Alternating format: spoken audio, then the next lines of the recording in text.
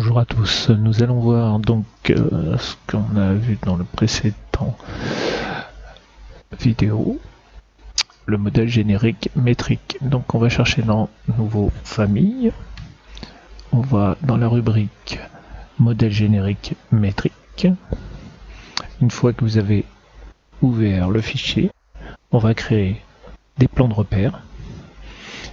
Et une fois qu'on aura créé ces plans de repère, on va appliquer des cotations qui vont permettre de donner des distances et donner des traits d'axe. Voilà. Donc là, on a créé les plans de repère, les annotations, enfin les cotations égalitaires. Donc quand vous cliquez, vous avez le signe égalitaire qui vous permet d'avoir ce trait comme axe. Et là, ici pareil. Alors bien sûr, quand vous cliquez sur le trait égalitaire, les cotes se changent en EQ. Vous pouvez décider de voir le texte, donc on dit valeur, et à ce moment-là, les valeurs apparaissent.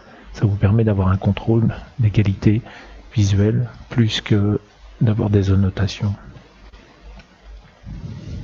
Voilà. Donc, ici, j'ai appliqué des valeurs. Donc pareil, vous sélectionnez la cotation. Ici, vous allez appliquer une valeur. Donc moi, j'ai appliqué la valeur L. J'ai mis une occurrence. J'ai validé et j'ai obtenu ce paramètre. J'ai fait la même chose pour H et vous retrouvez les deux valeurs H. Et là, vous pouvez voir que H est égal à L. Pourquoi? Parce que vous allez dans le tableau ci-dessus, qui est le type de famille. Et dans les types de famille, vous avez la possibilité ici de rentrer des formules. Donc là, moi j'ai dit que je voulais que H soit égal à L. Donc automatiquement, dès que je change la valeur dans la case L, elle se change automatiquement dans H. Comme ça, j'ai un carré parfait. Voilà. Donc après, on va dessiner un cercle à l'intérieur de celui-ci et je vais lui attribuer à ces quadrants, ces lignes qui sont bloquées par ces cotes. Comme ça, je pourrais faire varier mon cercle comme je veux.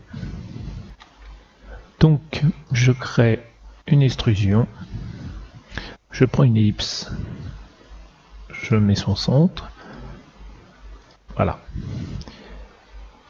Ici, j'ai mon cercle qui est fait dans un premier temps.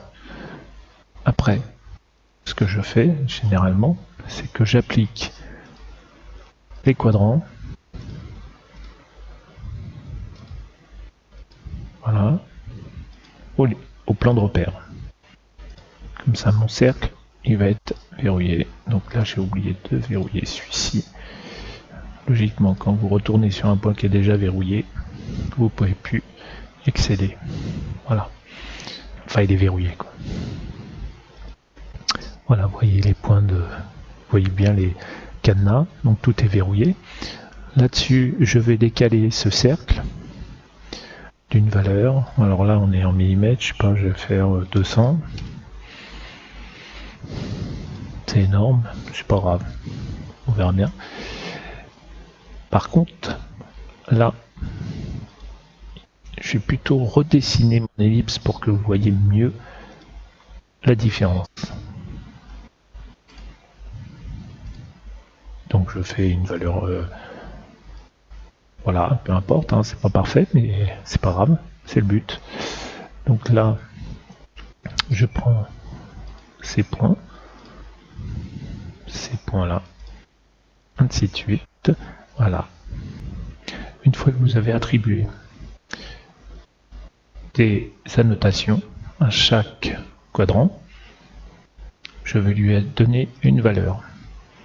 Donc je vais l'appeler cette valeur EP comme épaisseur, occurrence, voilà. Et donc automatiquement, il s'est mis à une valeur déterminée, la première sélectionnée.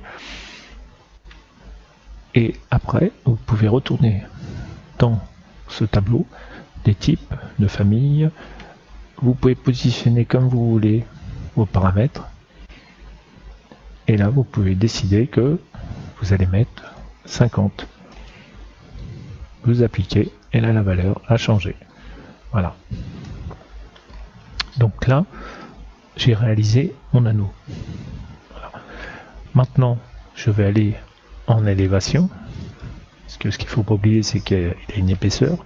Et là, pareil, vous dessinez un plan de repère. Voilà. Ce plan de repère, vous allez l'annoter.